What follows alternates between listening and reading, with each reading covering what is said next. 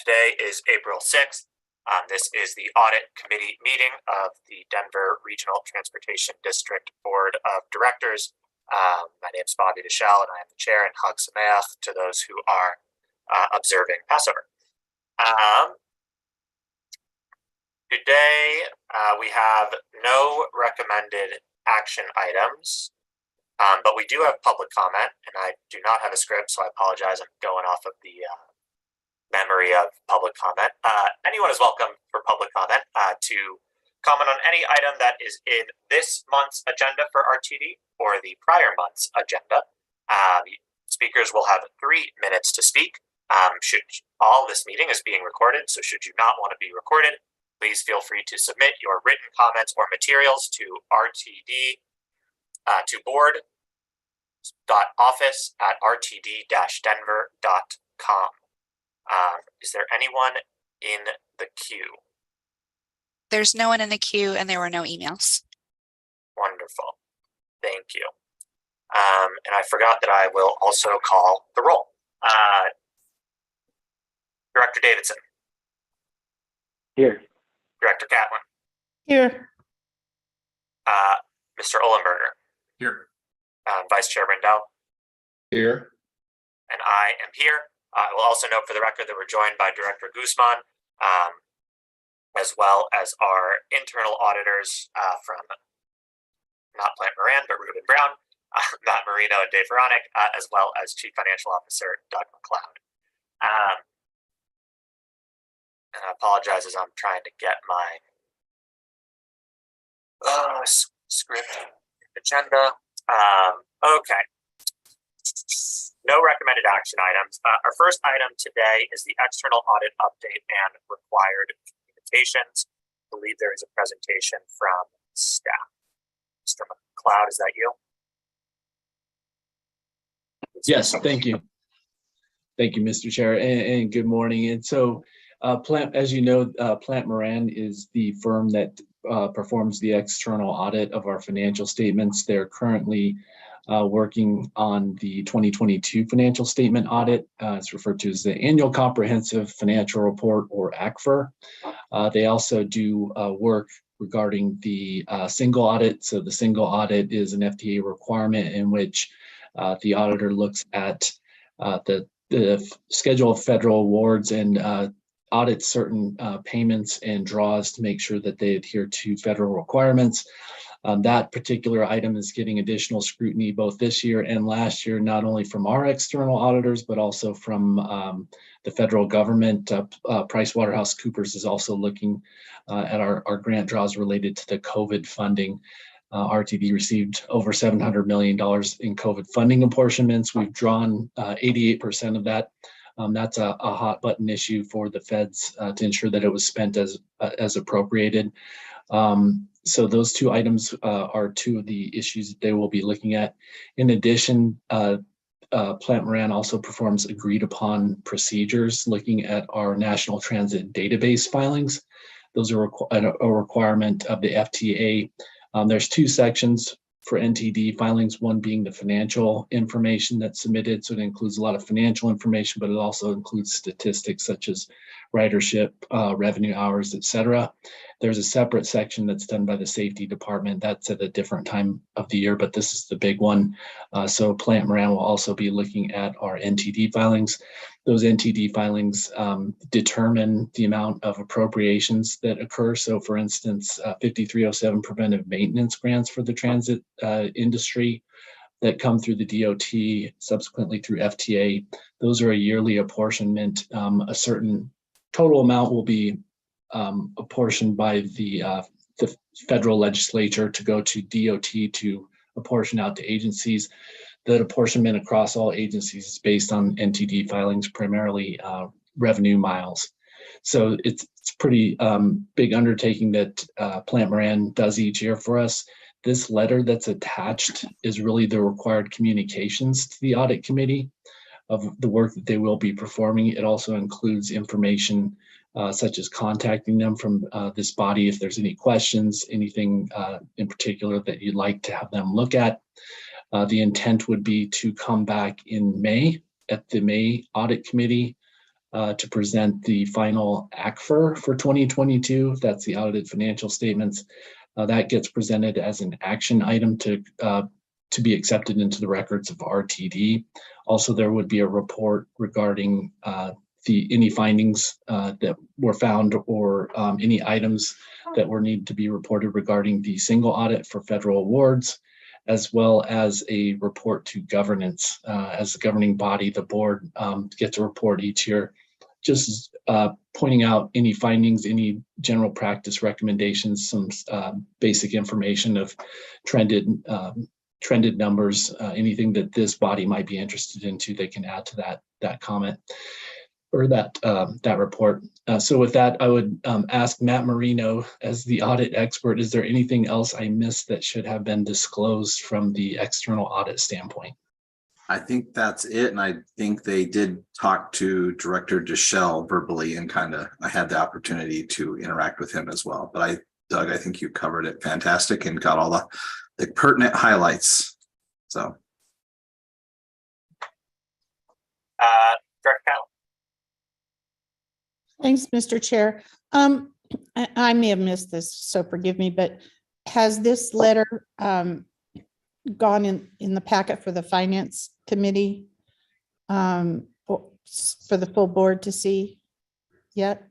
No, it has not. It is not on the April 11th Finance Committee agenda.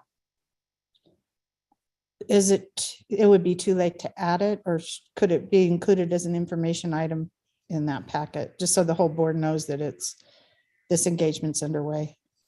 The full board got the letter. That's what I said. I may have missed it. Okay, Yeah. Thank you, Chair. Yeah, the full board did get the letter. Oh, great, perfect. And Mr. McClellan, one quick question. I believe as of 2 weeks ago, we were about 2 weeks out from finishing field work and getting collected information. And we'll note they were highly complimentary of you and your team. Do you know how we're doing, or have they concluded field work? Are we still waiting on things from trustees for the 401A and the pension? And what do we need to do to make sure that they have what they need? Thank you for the question. Yes, and yeah, that's great. Great context for the work they've been doing. They wrapped up their field work with us on Friday of last week. Where we stand with that, we got some items late, and as a trustee on those trusts, I intend to next year try to get planning done a little bit better with them, just so that the full committee knows. There's always late information that comes in. We rely on other parties to provide information. So we have trusts that oversee the benefit plans for both the Amalgamated Transit Union, as well as separate trusts, of which Director Catlin has served on, that oversee the benefits for salaried employees or non-represented employees. That information usually is a little difficult to get because we're relying on an administrator with the trust to contact third-party contractors such as Empower that oversee the 401A plan for salaried employees to get the information that we need to disclose in the financial statements. And I think Matt and Dave have probably had experience with this. We usually have some stragglers, and it's usually due to that information regarding the pension actuarial reports that come through. We got some of that information pretty late in the field work last week. It did hold things up a bit. Plant Moran was able to reschedule some of their staff to review those items this week. Today is the day that we will send the first draft of the full package, the full ACFR, to Plant Moran for their first review. Generally what happens is they take that first stab at it, tick and tie numbers. They've done a lot of the upfront work. So at this point, it's really more cleanup. The information will be presented to the general manager and CEO, Deborah Johnson, as well as legal counsel to have them do a review of the information as well. And once that's done, we will get an audit letter or an audit opinion. Thus far, we haven't been notified of any issues that have been encountered. So we hope that it will be a clean opinion with no findings. I anticipate it will be. If there are any findings, I anticipate they'll be very minor. So with that said, that is kind of where we stand, Mr. Chair, on that process. Great, thank you. Any other questions on external audit? Great. Seeing none, our next discussion item is the enterprise risk assessment and proposed 2023 internal audit plan. I will turn it back over to Mr. McLeod at this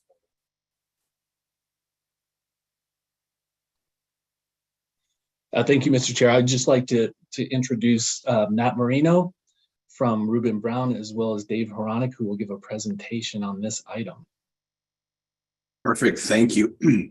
So we're here to present the enterprise risk management update as far as we had done one in the past and gathered feedback from directors and management and team at RTD. We did decide that it had been a little bit of time and the world has changed. So it was time to refresh that risk management a little bit. So I'll go ahead and share my screen and we'll start talking through the enterprise risk management. We're really here to get feedback from you all. We have some ideas of areas that we might want to do an audit of, but we also want to make sure we got feedback from the audit committee to make sure host disabled screen sharing, it says.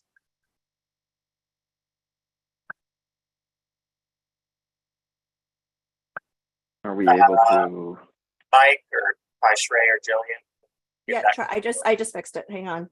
Give it a sec. Looks like we're good now. I'm hoping everybody's seeing the enterprise risk assessment. Okay. We see it. Thanks. Okay.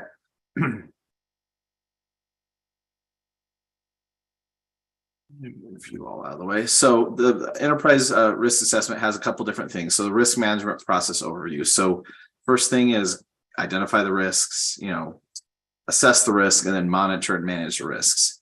We really needed to look at this and reassess it because it had been a year, funding's changed, economic things had changed. And so there were risks that were identified last year that moved up a little bit. There were other risks that were there that fall down, and we'll go through that in some detail.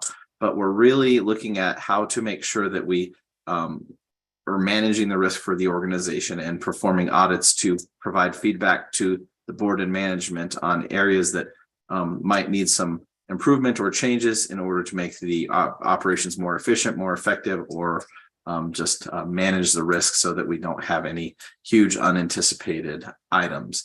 David, I miss anything on this as far as stuff that I should go through? No, I think, yeah, you covered it. I think with one of the main risks last time around was the board and obviously with the new governance with the audit committee, I think that was remediated and moved down the list. So what we'll go through it a little bit will be what's top of mind now. Okay, so we interviewed 12 of 15 board members and we did interview 14 RTD staff. Great participation across the board. Thank you all for your time and input. It was greatly appreciated from all of you that participated, as well as RTD staff. We hit people in planning, human resources, safety, operations, finance, police, IT, cyber, administration, and legal. So very broad based on from the RTD staff side, as well as the directors, and everybody had good feedback. There were some themes that we'll highlight and will show up in the overall risk assessment, but we did try and hit as many people as possible within our interview process. So here's the overall risk universe. So you can see there's lots of risk. RTD is a big organization and there's lots of things that we have to work on from a strategic, operational, compliance, or financial sort of perspective. The items highlighted in bold are risks that were highlighted by interviewees.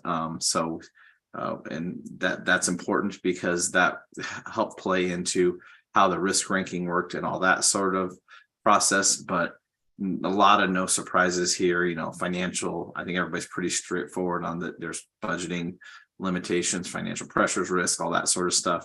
You have your typical compliance, your ADA, your OSHA, your HIPAA, liability, all that sort of stuff. Operational, we had safety and security be spiked out, civil unrest, large diverse service area, all that sort of stuff. And then strategic, board composition and oversight, innovation and technology management, and lifestyle trends were all items that were highlighted by interviewees. Any questions on this part of it?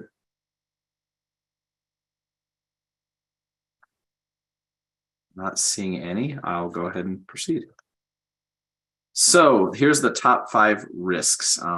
So what we did is we went through and we gathered all the information from the interviews, and then we sent out a survey to all of our participants and asked them to rank the overall risk from are we prepared, unprepared, or unprepared, slightly prepared, moderately prepared, and prepared. And so as you can see here, the top risk that was overall rating was ability to attract and retain employees. So we noticed that there were challenges either bringing employees into the door and getting them hired, or retaining the talent that we already have on house and making sure that we can retain those people into the future in a very competitive job market. We also were notified of the aging condition of the fleet infrastructure. It's been several years since major parts of our overall system have been put into operation, and so there's maintenance that needs to occur and things that come up over time as far as preventative maintenance that could cause any inefficiencies if it's not done. Public safety and security was another one that came up quite a bit. As the last several years, we've seen an increase in crime, use of controlled substances on RTD property, and then it's just the overall risk to health and safety for the general public, customers, and our personnel. Then we have resistance to organizational change. RTD is a large organization, and making significant changes is always more difficult. And so if there are strategic adjustments that need to be made, there could be some resistance to that organizational change. And the last one that's a little outside of our ability to control or mitigate too much is a declining need for public transportation due to the pandemic, the hybrid or remote work environment, and then the reduction in overall ridership. Any questions on the risk rankings or any of the descriptions there? Not seeing any hands that were raised, so I'll go ahead and proceed. Dave, did I miss anything on that or mischaracterize anything?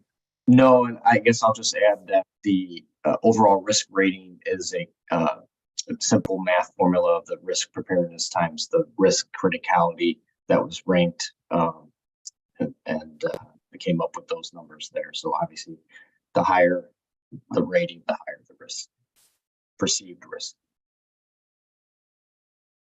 So this is a risk heat map. So obviously, much like with hot objects, the deeper orange or red it is, the hotter it is, and the higher risk it is. So we most of our stuff was in the slightly prepared area, with some in the moderately prepared area. So you have your severity on the left side, and you have your probability on your right. And so obviously, if something could be catastrophic and very frequent, it could become very, very red and very important to us.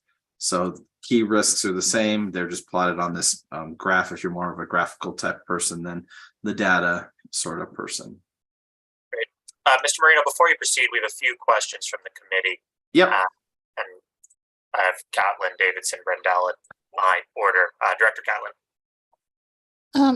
Thanks, and this might be out of school. When you were conducting your surveys of staff and directors, I'm not sure if this topic was kind of top of mind at the time, but our transition plan of our fleet from to electrified vehicles now is pretty much in the mind of the directors, and a sense of urgency there. And that really is, I think it speaks to item number 2, the aging condition of fleet and infrastructure, and also resistance to organizational change. And so I don't know if you've looked at the plan for these risks as you go through your audit plan, but it seems to me that might factor in a little bit our transition plan and moving over to the electrified fleet. It's just a thought. I don't know if other directors share that opinion, but it just came to mind. So- We were made aware by several directors as well as several staff that plan did exist, that there's a strategic goal to get there. And then we were also made aware of some of the potential challenges as far as evolving best practices and protocols on EV fleets and safety and that sort of stuff too. So it was an interesting educational. I learned a lot more than EV than I already knew, and it was interesting. Yes. That's great. I really appreciate that it needs to be incorporated into those specific audits. Thank you.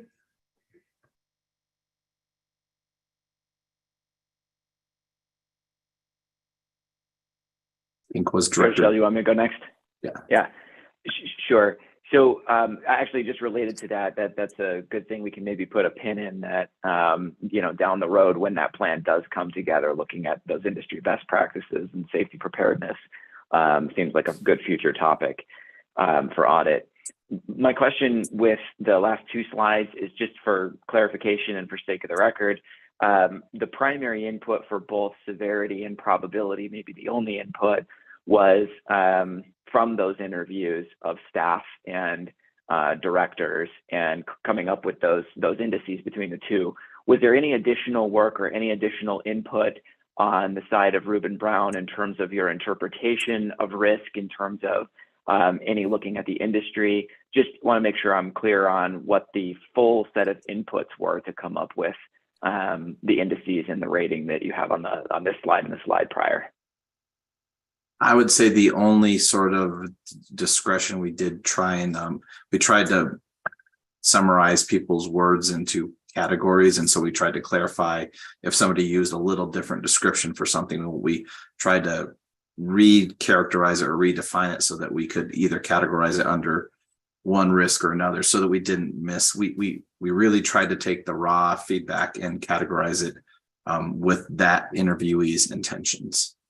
So, but we did not go out and do like research on other transit agencies or anything like that. Okay, thank you, Matt. Mr. Brendel. Thank you. So first, just based on what I know, I think those top 5 risks seem very logical to me. I was just trying to understand this heat map a little bit better and looking at the x-axis, that probability scale. For example, the lifestyle trends is the lowest on the probability scale. And it's clearly happened. And I'm just trying to, is that rated lower based on uncertainty on how long it will continue, or is there something else that's driving that rating? It was really based on people's perception of that. I wouldn't be able to speak why some people thought it was less heat than some of the other things, if that makes sense. But we did hear that we acknowledge it did occur, but I think did not appear. Nobody's sure what the future holds, I guess is what I would say. Okay, thank you. Director Davidson. Yeah, thanks, Chair. Mr. Brendel, yeah, thanks for the comments. I think that's a good point. And actually that kind of speaks to my question about inputs. I think something for this committee and for our internal audit function as we move forward from this point is to really be also adding the input of measuring, because perception is good and what we get from staff is good. But, as Mr. Brendel, you pointed out, I mean, these lifestyle changes have occurred. So one of the big questions is how long they last. And I know there's debate among people in the transit industry as to whether we will return to, quote, normal.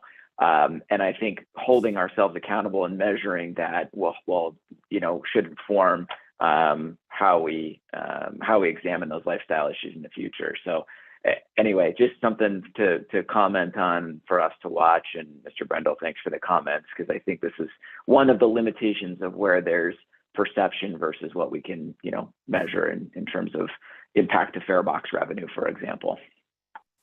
Yes, thank you. And that's definitely why we are evaluating this feedback that we're going to get from the audit committee as far as here's where the risks are, but there could be one that is more critical need in you all's expert opinion as well. And so that's why this body is important to get the feedback and decide which ones we want to tackle sooner than later, and which ones, while they might be a key risk, may not be one that we feel like we need to do now.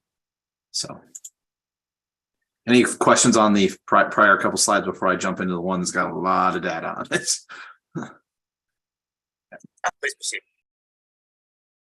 Okay, so here's the kind of like, not quite the raw data, but summarized data of risk description and the overall scorecard. So you'll see the description on the left there, and then you see the severity rating by management in the column on the top, and then board of directors is the one right below that, and then probability rating from management and directors, and then the risk preparedness of right there, and then an overall rating risk. Do want to note that we did continue the practice of weighting the different buckets of interviews. So senior leadership severity and probability were rated at 50%, and management was rated at 30%, and the directors were at 20%. The thought being is that the management and staff would be a little more aware of some of the specifics on probability and readiness, a little less than directors, but not totally ignoring director input. Any questions on that?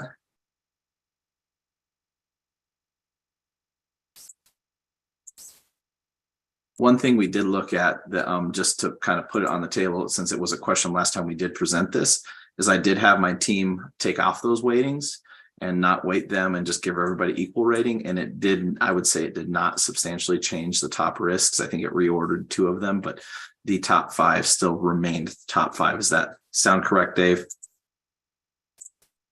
Yes, that's correct. I think it was. I just was interested in the data on that and see if we were skewing it. And so it ended up not skewing it. So. Matt, would you mind just sharing which 2 got flipped when you gave everyone even weighting? Just because I know that I'm going to get asked at the board meeting. Yes, I will. Dave will verify which 2 flipped and what the actual order of the unweighted ranking was, and then I will get back to you at Dave if you want to look that up while I continue presenting. So this all goes into the rating of the scorecard. So, obviously the higher the overall risk rating, the higher the risk is to the organization. So as you can see, aging, fleet, and infrastructure was at 10.25, where public safety and security was at 10.16. So that's where public safety and security ended up being a little bit below the aging condition of fleet and infrastructure on our overall risk rating. Here's the other ones that we had. So we had no shortage of risks to evaluate and look at and decide for what we should potentially do for an audit plan for this upcoming audit season for the internal audit team. And so any questions on any specific risks or anything like that? I mean, I'm trying to focus on mostly the top 5, but I'm willing to discuss any of the other ones. Double check and make sure. I'm seeing no raised hands up. So as I mentioned, we look at severity, probability, and risk preparedness. As I mentioned earlier, we did not have directors look at the preparedness part of it because you're not in the everyday part of the operations of RT. You are very involved, but you're not necessarily making management decisions on a daily basis. We did get some additional risks from management. So when we sent out the survey, we did provide a free form field so that people, if they had thought of risks after the interview phase, but they came up during the ranking phase, they were able to put that in there. And so here's the 2 risks that were offered by survey respondents in the management group category. And so we had none added for the director. So any questions on the risks before I go through the proposed internal audit plan and talk about what we think we'd like to potentially audit? Go ahead. Oh, Mr. Ryan. Yeah, I was just going to add that the 2 that flipped while we're talking about it was with the weightings taken off, the public safety and security moved to number 2, while the aging of the fleet moved to number 3. So those were the two that flipped compared with the ratings. Great, thank you. Mr. McLeod? Thank you, Mr. Chair. Just wanted to ask, is the plan, Matt, to bring this to the full board for approval? And discussion? I believe if I remember correctly, the desire of the board was for the audit committee to make a recommendation of the audit plan, and then we would go to the full board at a later date to get the final sign-offs on everything. Okay, thank you. And this not being an action item, Mr. Chair, will we bring this back, Matt, at a separate meeting, ask for action, or is the intent of this meeting to get a head nod to move it on to the full board? I would say it will to get a head nod for recommendation, but not final approval. So Great. Just from a timing standpoint, Doug, thanks for raising that. When do you anticipate, it took us a while to get this meeting on the calendar, so I want to make sure that a procedural road speed bump is not going to get in the way of your all's ability to watch, because for us to put it to the full board, either 3 directors have to bring it, put it ourselves on the agenda, or we'd have to vote it on Ms. Snyder, to be honest, out of committee to put on the full agenda. So I just want to make sure our timing, that we're incorporating that into our thought process, recognizing the challenge of bringing this group together for regular meetings. I guess to speak to your first question, we have started the first audit that we had received the go ahead from the ad hoc committee prior to the even formal formation. So I'll provide a little bit of an update on that, and that is the first audit on our proposed audit plan. So we're going to start coming. We'll have some stuff to report in the near future, and so we can do multiple audits at once, but we're not going to totally stand with no progress, if that makes sense. Great, thank you. So as I mentioned a little bit ago, here is our proposed audit plan. This is based on the enterprise risk assessment. We looked at, what's on that risk assessment, the ratings, and so on. We're looking for feedback from you all for either refining scope, looking at timing as far as what is highest priority. You can take a pure risk-based approach, but you can also look at, there might be less optimal times to bother certain parts of operations. And so that can be part of the audit plan as well. So the first one we did decide, as far as when we presented to the ad hoc audit committee, is we were going to do an Oracle Information Technology and General Control review. So that is basically happening now. We did send out the request list. We got the vast majority of our information back from the team at RTD, and we have a kickoff meeting scheduled for next week. So that one is going down the road. The next couple are some proposed ones that we would like to do. So the first one has to do with district fleet management, non-revenue generating assets. So this is really not your car, your light rail cars or your buses, but it's really all the other vehicles that we have. Review policies and procedures around the issuance of the non-revenue vehicles, review the agreements, and obtain a listing for the completeness and accuracy of your records, and also determine if the maintenance program is happening on that specific part of the fleet. When we looked at it, we definitely saw that the overall aging of everything RTD has is a risk, and we thought splitting it between the non-revenue generating and the revenue generating was a good place to look at it. So the other audit that we can consider would be district fleet management revenue generating assets. So we'll be looking at your light rail, your heavy rail, your buses, and make sure that virtually the same sort of thing is happening within a special focus on the preventative maintenance and safety checks, that those are happening at the recommended intervals in order to minimize breakdowns and significant safety issues.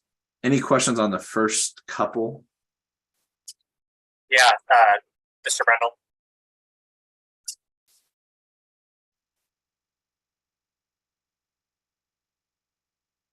Thank you. I guess my main question on this is just, are you far enough along in the planning, in particular on the other items outside of the ITGC review, to have an idea on scope and timing? You know, how big are these projects, how many hours, and how long would they take? And maybe you've already done that for the ITGC review with the ad hoc committee. The ITGC is pretty much planned and we have an idea. The other ones we did not over scope because we wrote them pretty broad scopes because we want to really get feedback from the audit committee on what you all think would be of a special use to RTD. We can get them fully scoped out and written and get all that approved, but we wanted to make sure we got feedback because, I mean, honestly, the next one, the human resources there's a lot you could look at there, and there's a lot of ways you could look at that, if that makes sense. That does. Thank you.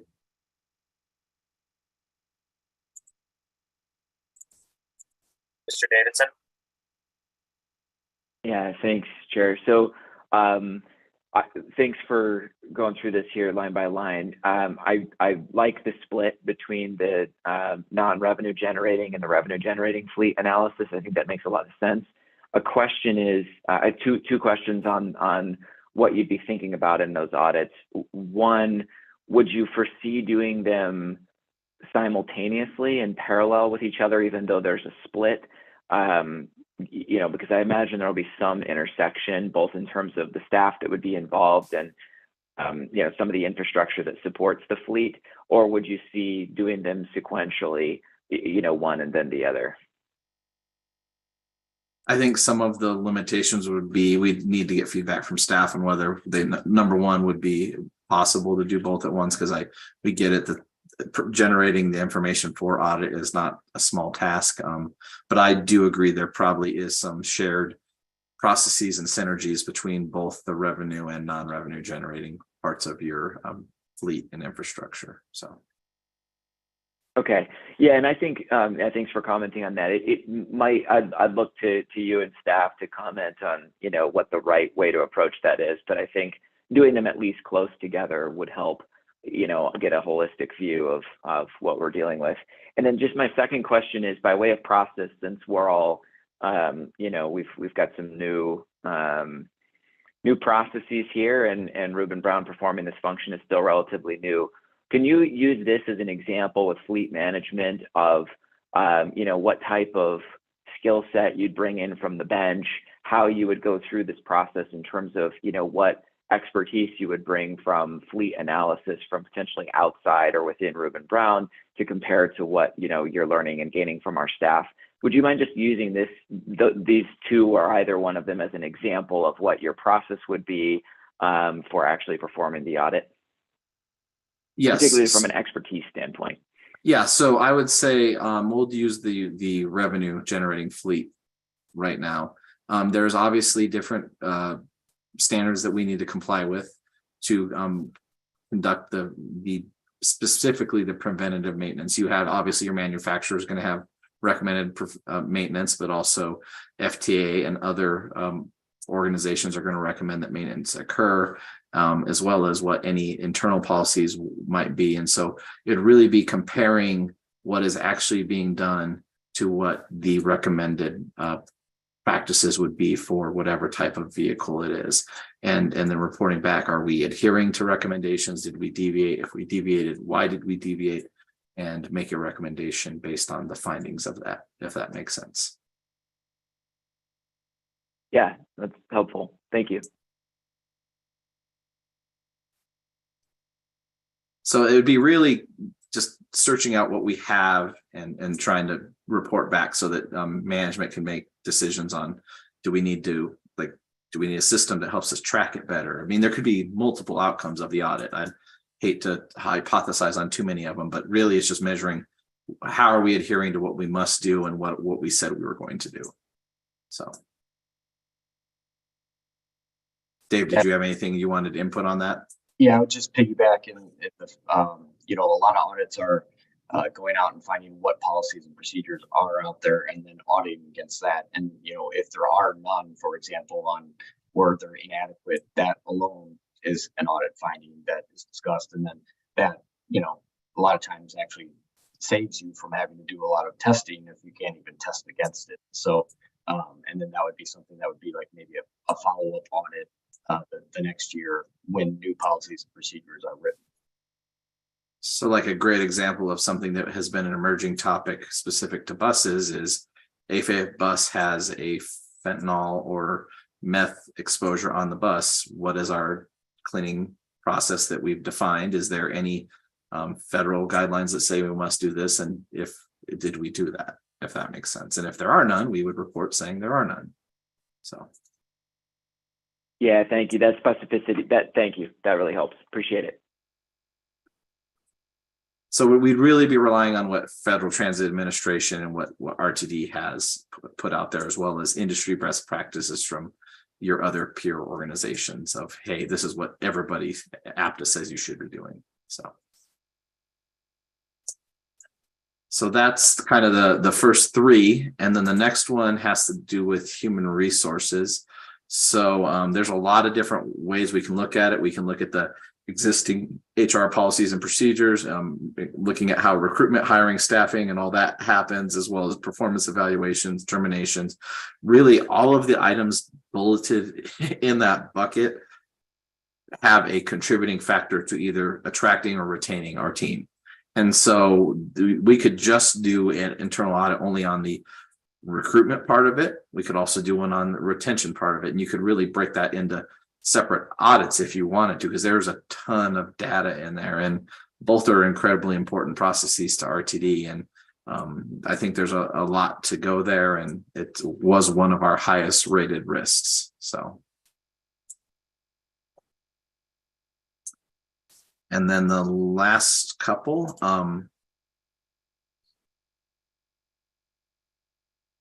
let's see.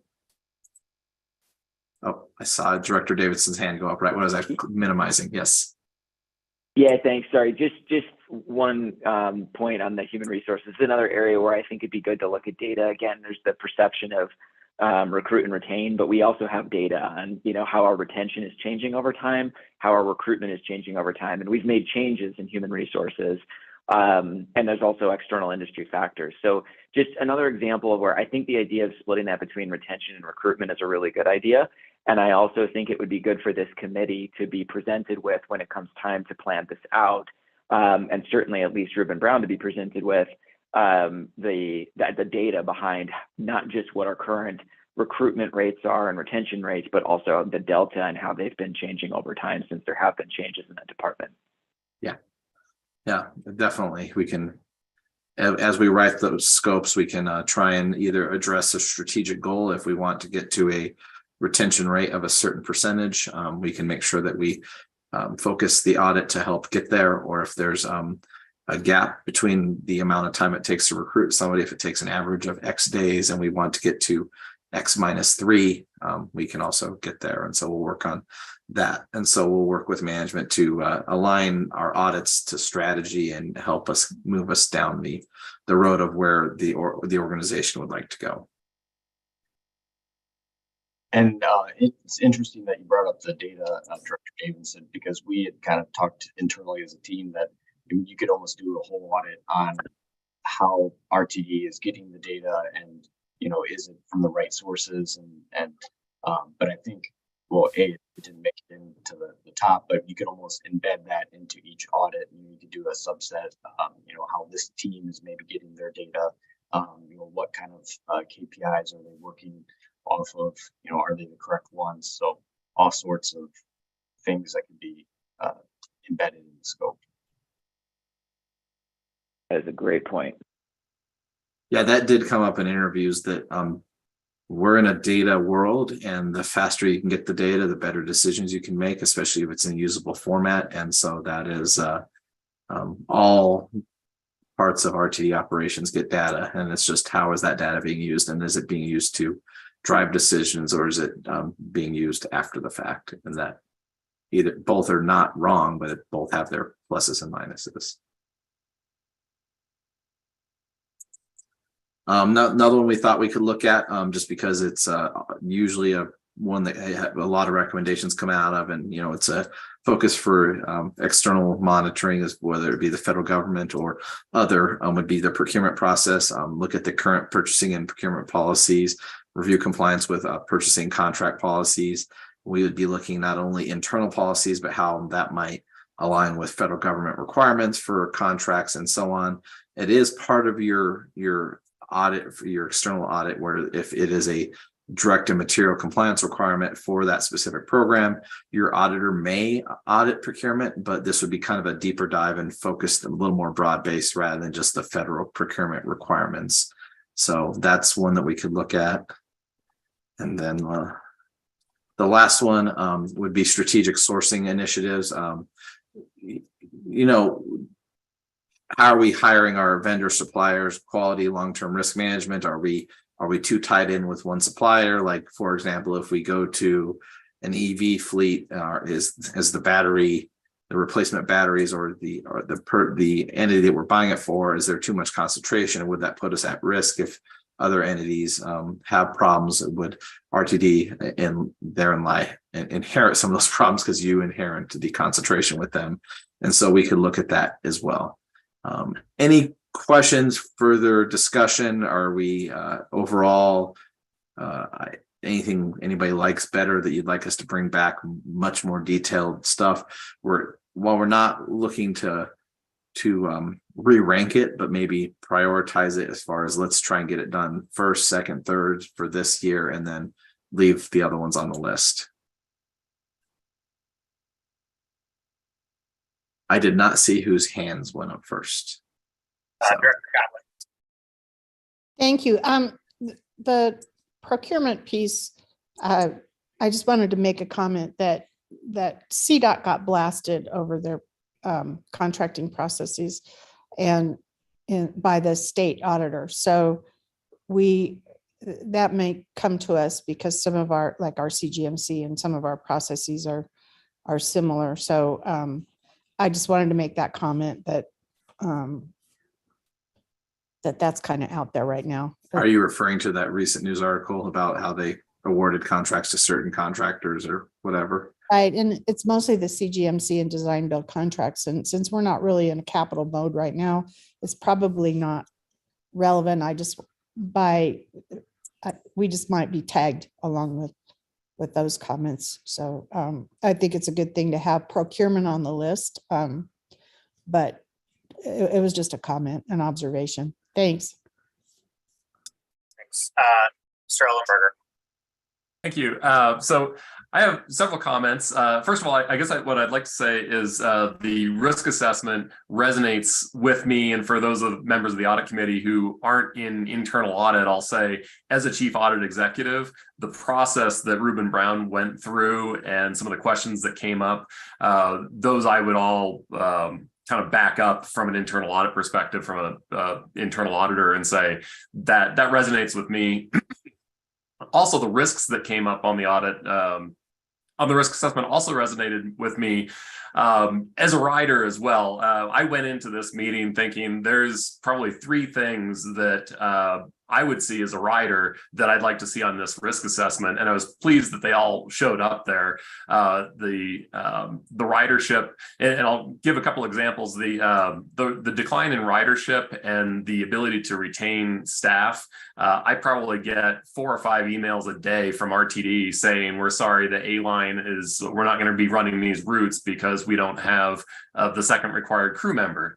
As a rider, that's a little bit of a put off, especially if I want to just walk and show up and know that there's going to be a train every 15 minutes to know that, well, maybe there's not. So I'd see that as a pretty big issue. The other issue that I experienced firsthand as a rider is riding the W line from Golden, sitting down and having another rider come on with no shirt and a knife, and sheathing the knife as he sat down right across from me as I'm working on my laptop computer. That's a little bit scary, even to me, I think to anyone. And I think safety is a huge issue. And I guess that's one of the things going from the risk assessment to the audit plan that I think really needs to be on the audit plan is something taking a look at safety, the safety department. What are they doing? How do they track data? How many people do they have on the different trains? What are they doing that's working? What are they doing that's not working? How do they handle complaints? I just think we can't ignore that, given that it's either number 2 or number 3, depending on how you look at it. I know we did that re-ranking, but I think that one really needs to be on there. I will say with one of my clients that I serve as chief audit executive for, that's something the audit committee specifically asked for as a security audit, and something that we're wrapping up right now using our in-house resources to do that.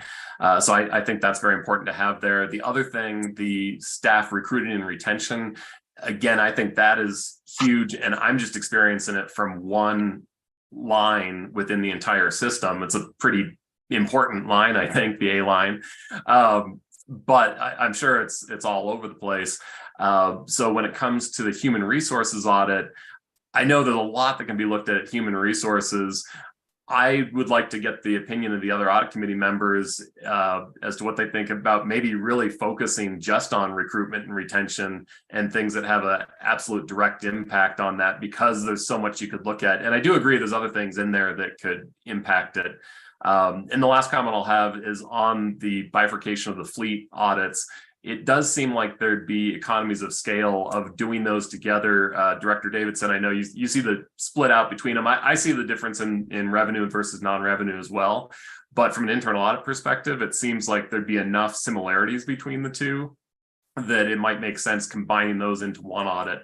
And I guess one more comment too, when it comes to hours, I would also like to, and I see what you're saying, Matt, about we want to see what this plan is. And I appreciate you putting this off to the audit committee and saying, let's get your feedback on this. And then once we have your feedback, we can put together a bigger plan and hours. But I would like to see what level of effort are we assigning to these in terms of hours, how much time we're spending when we approve the audit plan.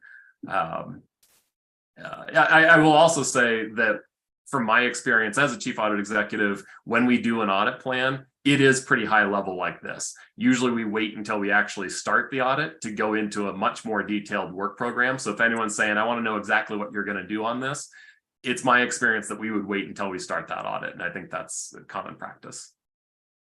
Thank you. Thank you, Director Davidson. Yeah, thank you, Chair. Mr. Ollenberger, I completely agree that a security element here, could appear and be a part of this plan, given what, what we saw on the plan. So something, or the assessment, I should say. So something to consider. I just wanted to echo, since Mr. Marina, you asked the question about, how is this feeling? I think the fleet management piece, I'm very glad to see that this is here. I'm glad to see the bullets. And I think, Mr. Ollenberger, to your point, I would look forward to getting a little bit more detail around scope on any of these as we proceed forward. But I think a lot of what's here resonates. I think security and possibly safety as a secondary piece should appear here. So thank you. Director Catlin. Thank you for the opportunity at a second bite at this apple, but I think this is a great plan. And Mr. Ollenberger, I really appreciated what you broke out as a chief audit executive and then as a writer, and particularly in the safety and security piece. I think there needs to be some information gathered from our customers, because the risk universe was established with management and internal and then board director pieces, but I do think that we have a customer component to the safety and security piece. So I really appreciate your view, Mr. Ollenberger, because that, I think, puts it in a really good perspective. But I think this plan is really good, and I'm anxious to see some of the scopes further developed as we move forward. But at this point, I think there's quite a bit of detail, and I really appreciate the effort that you guys put into it at Reuben Brown. Thanks. Director Catlin. I will exercise a bit of chair privilege. I think from where I sit, thinking about what I know is going on at the board, there's sort of big movement afoot right now in safety and security with RTD's respect to RIDE. And to me, it seems not the highest and best use of resources to audit safety and security now if we're about to materially alter what safety and security looks like as a system. Similarly, right, is that only last year, maybe the year before, where we negotiated a new collective bargaining agreement, which is going to directly and have a new chief people officer, both of which directly impact that HR function. And so for me, like prioritizing the HR audit sort of earlier makes sense because there's no major shift coming. Right? We sort of, Director Cowan alluded to it, but we are confident that a fleet transition plan is going to come. Right? And so for these audit matters, I want to be cautious of auditing things that we know are about to go through a material change. And what value does the audit have if the response is going to be, well, we just changed all of this. How do you know? Why don't we give it a chance to work?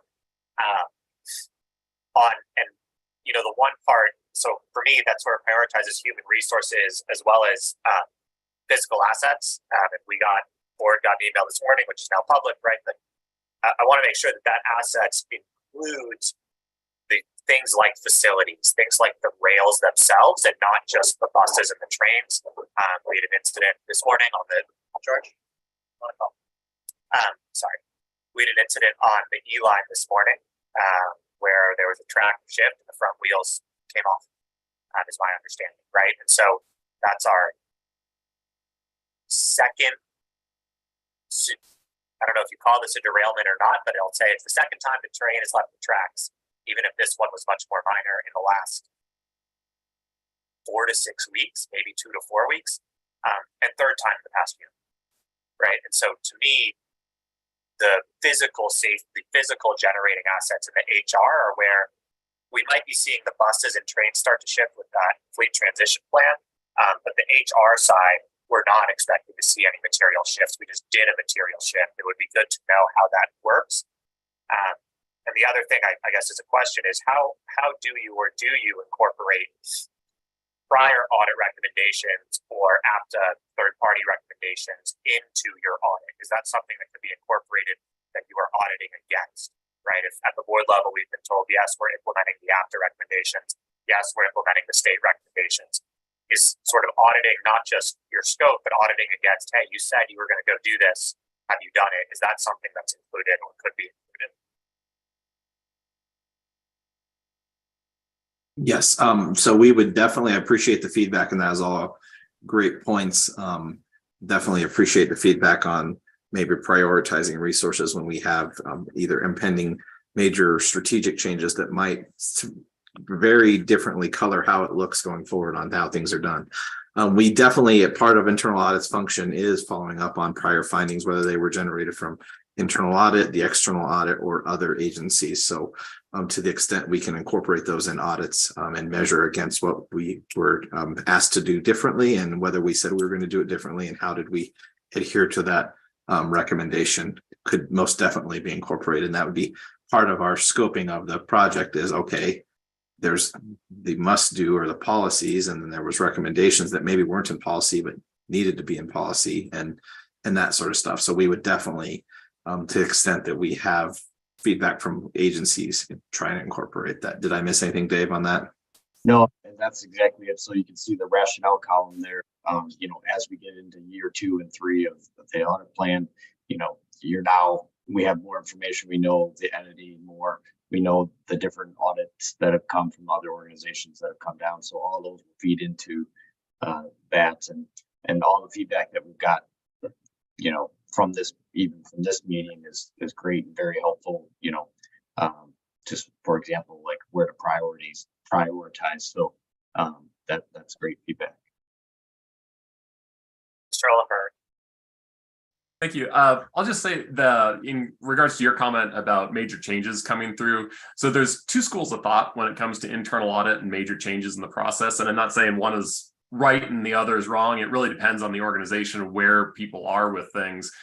So for the example of safety and a major change coming through, sometimes internal audit is asked to come in at the forefront of that and say, okay, we know we want to change this. Let's send internal audit out there to give us a hit list of everything that's wrong, everything that we need to change so that we can incorporate that into the changes that we're doing. The other school of thought would be, let's wait, let's get the changes in place. Perhaps we know what we want to do and we think this is going to fix everything or greatly improve it. Let's wait until we have it in place for 6 months or a year or so, and then bring internal audit in to say, how do we do on our changes? So I would say in terms of what's the right thing to do, it probably depends on what RTD has already done with that. Have they already looked at a whole lot of data? And I'm using public safety as an example. Have they already looked at a whole lot of data? Do we think we know what the problems are? Do we think we have a good plan in place? If so, yeah, let's pump the brakes on a safety audit or a security audit and audit it after it's been in place for a while. If not, if we think we could use the input of internal audit and surveys, perhaps customer surveys, or taking a look at historical incident reports and seeing what the plan is going to be, then maybe that's something that could be done up front. So just putting out both aspects of it. And also to address your comment about infrastructure in terms of preventative maintenance as well, what a potential that could be done with the 2 fleet audits is make it a preventative maintenance audit of both, because right now these are focused on rolling stock, buses, trains, but we could also have it include infrastructure. We could have it exclude like the actual building and rooftop units and that kind of stuff if we want to focus on infrastructure assets as opposed to office buildings and such. So yeah, I really thank you. I really appreciate that insight. And I think I'm gonna go back on what I said earlier, right? Which is I think safety and security is probably something that is going to ever evolve. Our code of conduct is something, and the first sector, right, is going to ever evolve. But if memory serves me, in early 21 or late 20, we did have an after peer review of our safety or lack thereof. And to me, that was in 21 and it's now 23, then it makes sense that some of those changes are implemented. It probably does make sense to do a safety and security audit incorporating the peer review that was done to see how we're doing. Are we moving at the clip we need to move at? Are we prioritizing the right items? Is this having the impact we thought it was going to have? So maybe seeing safety on there makes sense. And I think safety is also physical safety, which some of that preventative maintenance, right? I think I haven't gotten the feedback yet. This just hit the wire this morning, but it's absolutely reasonable for someone to say, you've had 3 trains in the past year have issues. What are you doing? Right? That's a safety challenge. Not in the same physical safety as the other people on the train with me, but that's a sort of baseline table stakes safety issue.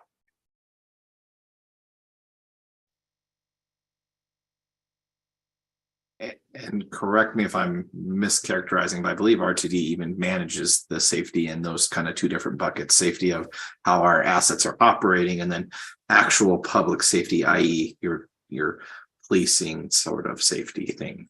So yeah, exactly. And on the physical assets, we just past 6 months probably approved the new PTAS public transit asset. Director Scott Leonard Davidson. I don't know if you remember what the SWP stand for, but it's safety plan. Thank you, General Counsel Snyder.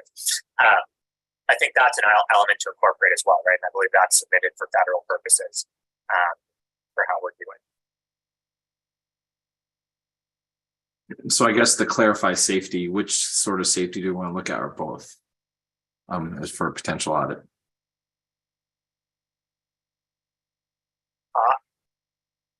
I would be inclined to say both, but defer to the other, just because I think both hit at some of these top ERM items and some of the, certainly the top 3, but defer to others as well.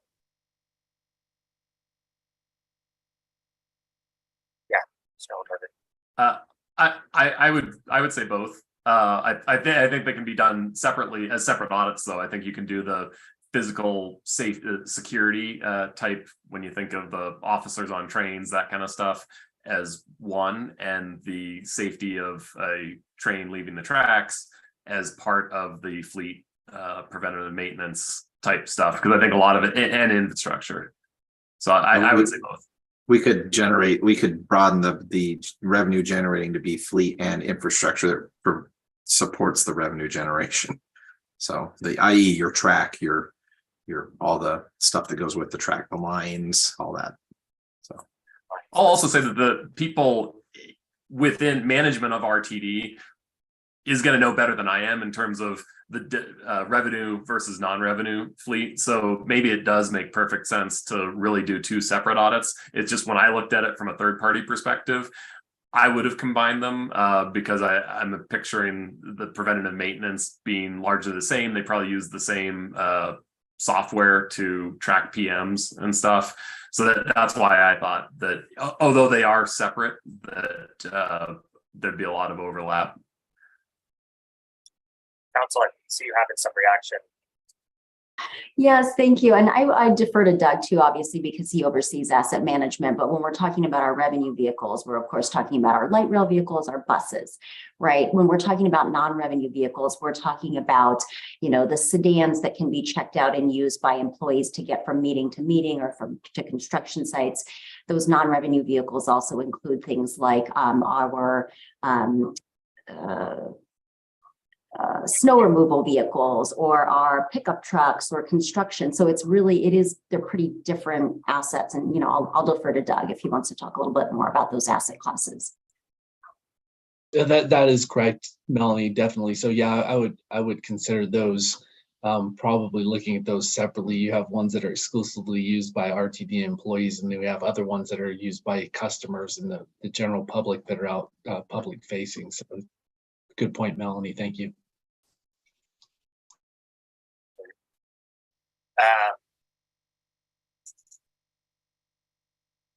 Yeah, Director Dent. Yeah, thanks. This is unrelated, so I guess I don't want to get us off track from the fleet management. But thank you for the additional info. I just wanted to make a comment with something that Director Deschelle, you brought up with regards to recent events on our rail. One thing I think we could revisit. I just want to be mindful of the fact that we're a little preemptive right now and premature in understanding exactly where we are. But I would suggest that down the road, with the fact that this committee exists and we have a better construct in place for audit, we do submit corrective action plans on safety events and safety related events. Those could be used for future audits, much the same way that the after peer review you're referring to, Chair, would. So I just wanted to make that comment and just be mindful of where we are. Again, didn't want to get us off track on the fleet management. I think the idea of doing a preventative maintenance focused one is potentially interesting, but it does sound like some conversations with staff from what General Counsel shared and Mr. McLeod shared might help inform what the right scope of that audit might be. Thanks. Yeah, thank you, and thank you for raising that. I think that's important context to keep in mind, which is root cause and those types of items, and the fact that I know that sometimes those are submitted under seal and sometimes they're not. And I think there's probably a few things to unwind on whether or how we would be able to allow audit to use that if they're still under seal. I don't think we need to resolve that today, but I think something we will need to think about looking prospectively. Matt, do you and your team have what you need from us on this topic? Are there any other comments sort of on the proposed plan? I think the only would just prioritizing, I think I'm hearing pretty clearly that maintenance, preventative maintenance, and possibly like the recruiting and retention are pretty high on priority. Procurement is pretty low, so that one will probably pull off the plan and maybe put the safety elements that don't relate to preventive maintenance on vehicles or stuff like that. We'll maybe replace that with a safety focused one due to the risk assessment and the feedback from this committee. Dave, do you have everything you needed, or is there any questions you need to clarify before we close discussion on proposed audit and come back with some more refined scope and timing and budgets and all that sort of stuff. No, I don't need anything else. It's been great. Yeah, Mr. Ellenberger. Can we just discuss next steps? I guess Matt and Dave, when do you plan to have a revised audit plan? Will that have the proposed hours for each audit? And the other thing that I wanted to see that we typically put in an audit plan is non-audit hours as well, like time for follow-up. So whatever your hours budget is for the year, to say, here's how much we're going to spend on each audit. We're going to have X number of hours for administrative. We plan to do follow-up audits, maybe not in year one. Maybe there's time to investigate hotline calls. I don't know what, in addition to the audit plan, is going to be in the scope of internal audit, but these are items that would normally be part of internal audit. And I guess just timing to see when are we going to come back? When are we going to? And I know from my experience, usually the audit committee will approve the annual audit plan, and maybe with this group we recommend to the board that it be approved. So I guess just things like that, technical issues. How are we going to move forward? We will schedule another audit committee meeting here in the near term, so that we can kind of be updated on two things.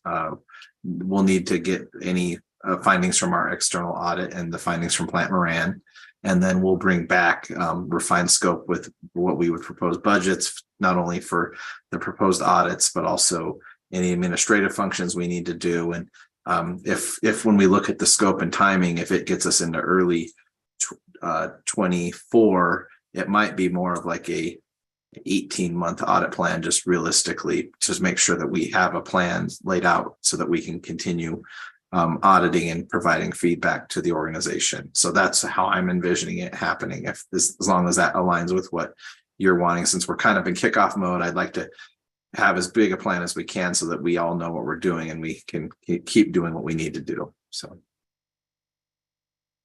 Yeah, I think that makes sense from my perspective. I was actually going to raise, looking, yes, near term, we get this plan approved. Longer term, Doug, I think your team prepares budget in October-ish. So for the 24 budget. Correct, yes, September. So, sort of late summer, it would probably be helpful if late summer we had an idea so that Doug can incorporate that into his sort of tighter numbers.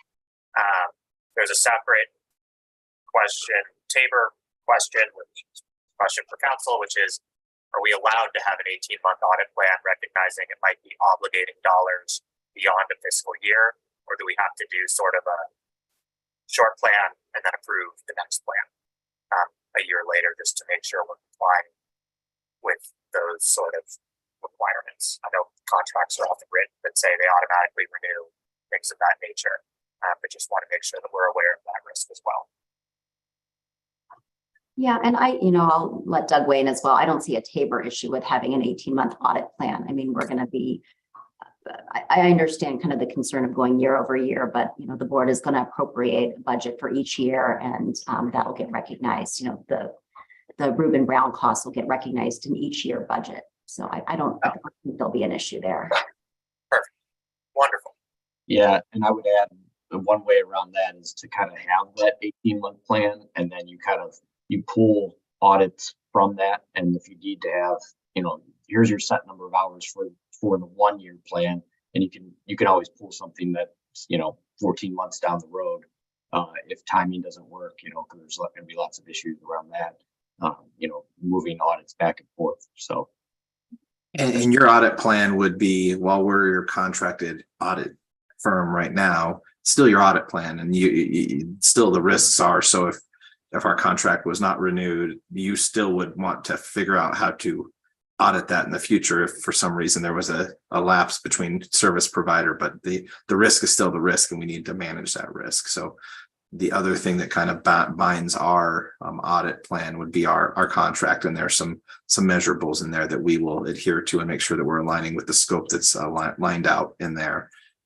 as well. So perfect. So it sounds like before we adjourn, the next steps, Matt, you and your team are going to come back to us here in the near term with sort of a more detailed 18-month audit plan that'll get us through fiscal year 24.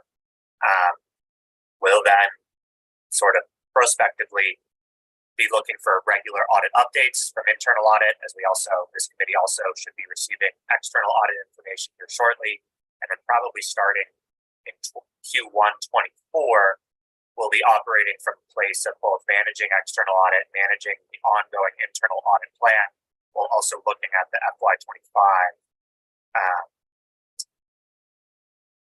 recommended audit plan as well. Correct. Fantastic.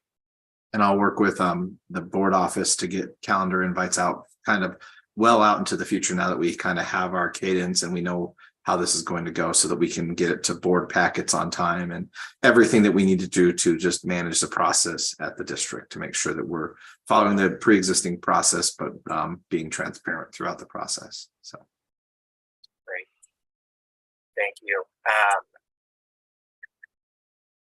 there any other questions, other matters, questions, comments?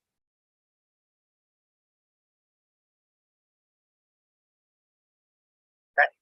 Seeing none, the audit committee is adjourned at 11:16 a.m. on April 6th. Have a wonderful rest of your day. And I'll talk to you all soon. Thanks, everyone. Thank you. Thank you so much.